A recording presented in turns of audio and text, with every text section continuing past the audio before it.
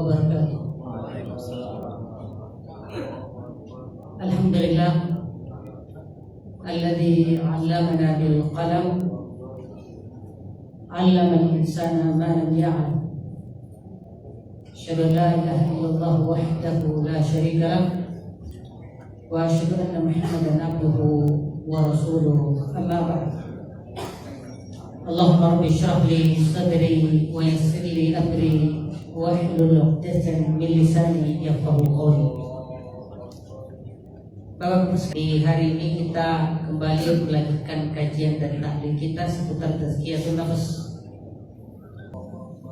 Kita sudah sebutkan bahwa fungsi Rasulullah dan tugasnya di antaranya adalah huwallazi ba'atsa fil ummiyina rasulan minhum. Dialah Allah Subhanahu wa taala yang mengutus dari kalangan umat-umat yang belum mengenal tradisi tulis menulis seorang rasul dari kalangan mereka sendiri, yatlu alaihim ayati. Pertama adalah tilawah, membacakan tanda-tanda ayat-ayat Allah Subhanahu wa taala, terutama yang sifatnya Quran yang dibacakan. Ya, jadi qiraah tilawah, ya, bacaan yang sifatnya wahyu maupun tilawah al-afaq wal anfus, membaca fakta-fakta dan bukti-bukti keberadaan dan hak-hak Allah untuk disembah di alam raya ini maupun di dalam diri manusia sendiri. Nah, itu di antara fungsinya. Wa yuzakkihim, dan selain tilawah ada lagi namanya tazkiyah. Ya. Bahwa adanya kesucian dalam diri dan jiwa manusia dari unsur-unsur yang disebut syirik, sehingga unsur fitrah yang disebut tauhid bisa dikembangkan dan kemudian menjadi sebuah barakah dan sebagainya. Nah, itu diantara fungsi Rasulullah, dan itu yang kita akan sebut sebagai ilmu. Makanya dalam Islam yang disasar langsung terkait dengan ilmu itu adalah masalah hati, masalah jiwa. Bandingkan misalnya ilmu selain Islam, dia lebih ke akal, kecerdasan, melatih akal, dan biasanya memang tidak terkait dengan wahyu. Makanya ilmu-ilmu umum tidak mengarahkan ke amal terkait dengan akidah dan ibadah, tapi lebih ke mengasah kecerdasan. Dan biasanya yang tidak terkait dengan wahyu memang adalah sifatnya murni ilmu-ilmu rasional seperti kedokteran dan seterusnya. Memang nggak butuh. Tetapi ketika Islam yang mengarahkan sebuah ilmu, maka pertama yang disasar adalah hati, dan hati itu adalah tempat ideologi, tempat keimanan, tempat kemanusiaan manusia, tempat yang menjadi dasar yang disebut akidah, tempat di situ menjadi nanti pahala ataupun azab. Dan itulah yang diarahkan pertama Islam. Makanya ketika kita melihat, maka yang pertama adalah melembutkan jiwa. Melembut kepada siapa? Kepada Allah Subhanahu wa taala. Nah, itu yang disebut tazkiyah. Lembutnya hati. Ini ada sebuah asar, Su'ila Sufyan ibn Uyainah. Imam Ibnu Uyainah, nah ini termasuk kalangan alimnya tabi'in, an fadlil ilm, ditanya tentang keutamaan ilmu. Faqala, lalu kata beliau, alam tasma' qawlahu hina bada'a bihi. Kalian, engkau pernah enggak dengar firman Allah yang berbunyi, a'udzu billahi minasy syaithanir rajim. Bismillahirrahmanirrahim. Fa'lam annahu la ilaha illallah wastaghfir li dzambik. Fa'lam, ketahuilah, annahu la ilaha illallah, tidak ada Tuhan yang pantas disembah kecuali hanya Allah Subhanahu wa taala. Banyak tuhan-tuhan selain Allah disembah, tapi mereka tidak memiliki hak untuk itu sebenarnya. Kenapa nggak ada haknya? Karena dia tidak memiliki karakter, sifat ketuhanan sebagaimana yang Allah miliki. Apa diantaranya? Pertama, bahwa Allah zat yang maha pencipta. Allah zat yang maha pencipta. Makanya kan kalau kita lihat di Quran tentang bagaimana Allah menjadikan penciptaan ini sebagai dasar ketuhanan, dasar untuk disembah, Allah katakan, ya ayyuhan nas, wahai manusia, terutama kalian yang kafir, terutama kalian yang munafik. Karena di dunia ini hanya ada 3 manusia Pak ini doang yang berdasarkan spiritual, berdasarkan Islam. Hanya ada Muslim, ya, hanya ada kafir, dan hanya ada munafik. Hanya ini 3. Kafir dan musyrik ini, ya, kafir dan munafik ini dua-duanya musyrik. Ya, karena musyrik tidak disebutkan secara khusus. Ya. Karenanya ya di surah Al-Baqarah Allah katakan, ya ayyuhan nas, wahai manusia. Ya, kalau mukmin udah jelas menyembah Allah. Walaupun tetap disuruh karena ibadah pun bertingkat. Ya, ubudu rabbakum, sembahlah Rabbmu. Ya, alasan Allah kenapa untuk disembah? Alladzi khalaqakum, yang telah menciptakan kalian semua. Disebutkan secara khusus kalian. Baru disebutkan manusia sebelumnya. Walladzina min qablikum. Begitupun manusia sebelum kalian. Ini ada prioritas, Pak. Disebutkan manusia secara khusus. Yang ada sekarang, lalu yang ada sebelum era sekarang, masa lalu.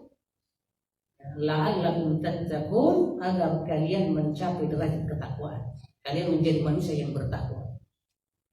Nah, lalu disebutkan alasan lain selain penciptaan. Ya, walaupun ini yang paling utama, penciptaan. Kira-kira di alam semesta ini ada nggak yang mampu mencipta? Ya, dalam artian tidak ada sebelumnya lalu ada, tanpa ada yang serupa yang sebelumnya. Ya, manusia kita disebut pencipta itu hanya sekedar pinjaman. Ya, kenapa? Karena sebenarnya kita tidak mengadakan apa-apa. Kita hanya merangkai dan merakit dari yang sudah ada, ya, yang Allah ciptakan, lalu kemudian kita menemukan sesuatu model baru, yang baru bukan asalnya, ya, tetapi hanya perpaduannya yang baru. Itu yang kita sebut pencipta. Ya.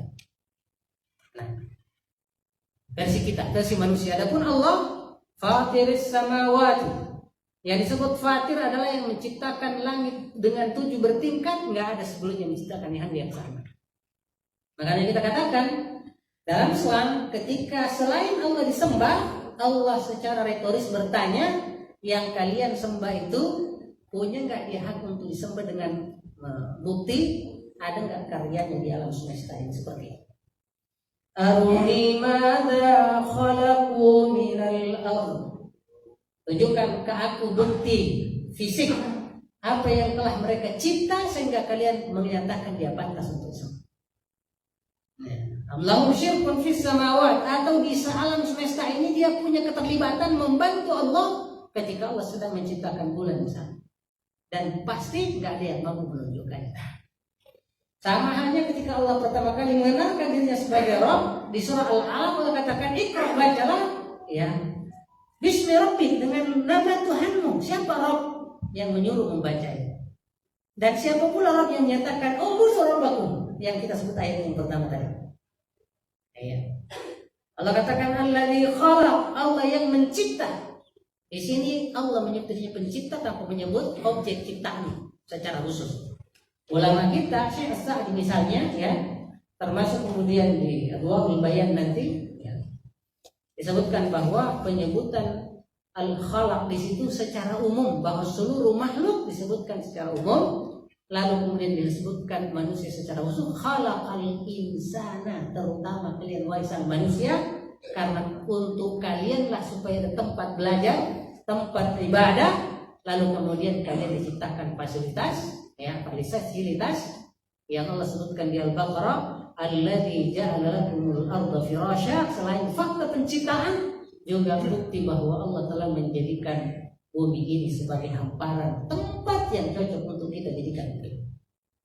Bandingkan dengan Saturnus, Pluto dan seterusnya, apalagi matahari, ada nggak tempat yang enak ditempati di dunia ini selain bumi, planet bumi?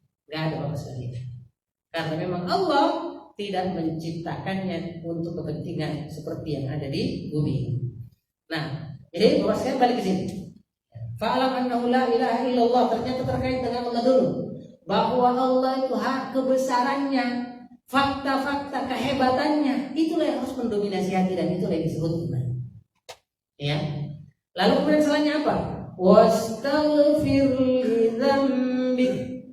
Ya, setelah itu, setelah kau kenal keagungan Allah, kira-kira kalau kita udah tahu kehebatan Allah, apa keputusan kita? Berarti kita akan merasa berdosa karena selama ini kita belum mengagungkan Allah sebagaimana seharusnya. Itu keputusannya. Dan itulah yang namanya taubat. Ya, jadi kapan manusia bertaubat? Ketika dia kembali mengerti siapa dirinya, setelah dia mengerti siapa Allah Subhanahu wa taala. Makanya ya ada ucapan ahlu thariqah ya, yang walaupun kadang mereka salah mengidentifikasi dianggap hadis, padahal ucapan orang bijak. Ya. Man arafa rabbahu faqad arafa nafsahu. Itu kayak hadis mutawatir kalau di orang-orang thariqah. Padahal itu hanya ucapan orang bijak. Maknanya benar, tapi hanya salah penisbatan dari sisi Kenapa? Ini persis seperti firman Allah, wastaghfir li dzambik. Setelah kita kemudian mengenal kehebatan Allah, baik secara pribadi namanya sifat dzatiyah seperti al-hayy maha hidup, kehidupan yang tanpa diawali oleh ketiadaan dan tidak akan pernah tiada setelahnya dengan berakhir pada kematian. Dan hidupnya tidak pernah stagnan, loyo, lesu, tapi terus selalu strong, buktinya dia tidak pernah mengenal istilah kantuk dan tidur, tidak kenal istilah lupa, tidak kenal istilah kelemahan. Wa ma antum bimu'jizun. Allah hidup dengan sempurna, kehidupannya ditunjukkan dengan terus bekerja mengurus seluruh alam semesta ini. Maka kata Allah, wala ya'uduhu hifdhuhuma, walaupun Allah mengurus seluruh alam semesta ini dan sepenuhnya, Allah nggak mengenal namanya lemah. Gak capek, gimana mau capek Pak? Kata Allah dalam sebuah hadits qudsi, kalian, alam semesta ini beserta segala isinya, di sisi Allah seperti biji sawi di tangan kalian, kayak biji sawi Pak. Itu perumpamaan Allah di hadis qudsi tentang Allah mengurus alam semesta ini. Bahwa alam semesta yang kita lihat begitu besar ini, nggak ngerti ujungnya di mana, hanya kayak biji sawi di atas tangan kita, yuqallibu kaifa yasha. Nah, jemaah Allah Subhanahu wa taala, waktunya sudah habis ya. Nantilah kita lanjutkan, nanti bisa jadi ada sesi kedua tentang ini, bagaimana ilmu dan peranannya dalam tazkiratul nafs. Sampai di sini, mohon maaf agak lewat dikit, kita tutup dengan doa kafaratul majelis. Subhanallah wa bihamdihi, asyhadu an la ilaha illa anta, astaghfiruka wa atubu ilaik. Assalamualaikum warahmatullahi wabarakatuh.